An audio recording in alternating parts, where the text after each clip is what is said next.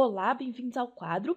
Hoje vamos continuar falando sobre as doenças virais e vamos falar sobre doenças virais associadas ao sistema nervoso. Que doenças que são essas? Bom, vamos falar sobre duas doenças. A primeira delas é a poliomielite, que é também chamada de paralisia infantil.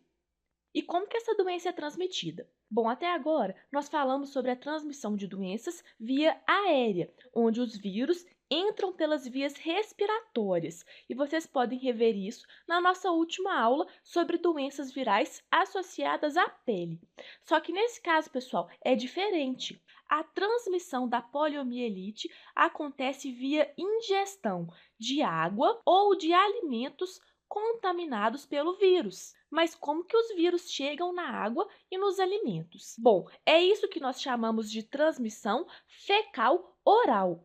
Os vírus são liberados através das fezes de pessoas contaminadas e, a partir daí, eles podem contaminar todo o meio ambiente, incluindo a água e os alimentos. E aí, pessoal, muita atenção, porque raramente pode acontecer transmissão pela saliva. A transmissão da poliomielite acontece através de água e alimentos contaminados pelo vírus. E quais são os sintomas dessa doença? Primeiro, vamos pensar no primeiro local de contato do vírus com o organismo. Como eu falei, a contaminação se dá pela ingestão de água e alimentos contaminados.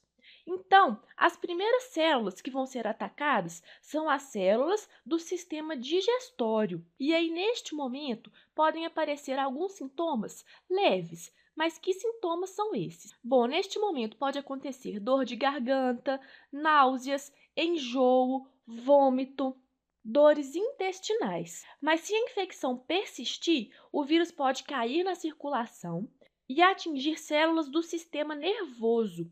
E aí, neste momento, a doença fica mais séria, porque os vírus começam a se multiplicar e atacar as células nervosas. Relembrando, pessoal, as células nervosas são os neurônios. E aí, muitos neurônios, como por exemplo os neurônios motores, vão ser destruídos. E isso vai causar a paralisia dos membros. E aí, a pessoa não consegue mais se locomover. Mas como nós evitamos a poliomielite?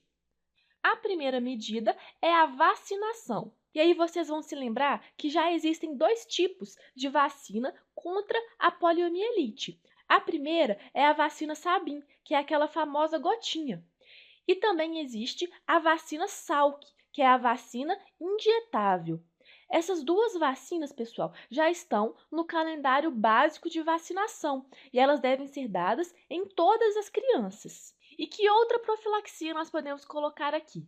Como eu falei, a poliomielite é transmitida a partir de água e alimentos contaminados. Então, é muito importante que os vírus não contaminem esses alimentos.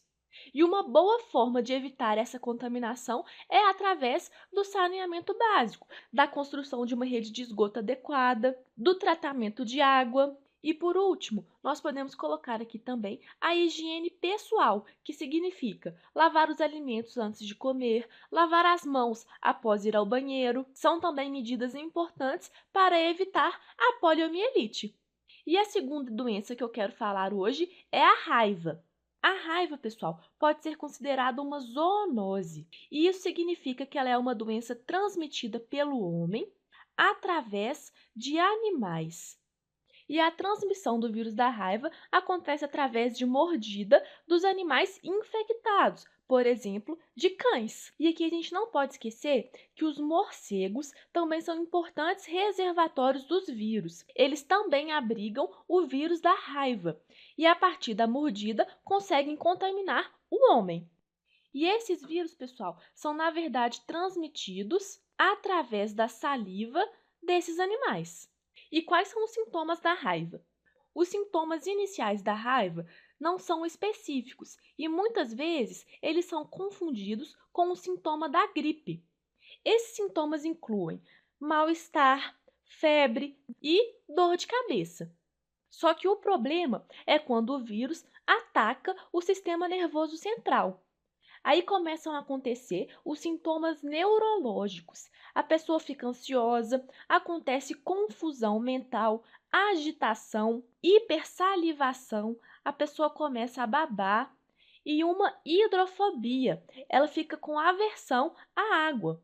E esses sintomas neurológicos, pessoal, são muito graves. E aí, com poucos dias de contaminação, a raiva pode causar a morte da pessoa. E quais são as profilaxias da raiva? Bom, antes de atingir o sistema nervoso, a doença pode ser evitada com a injeção de soro.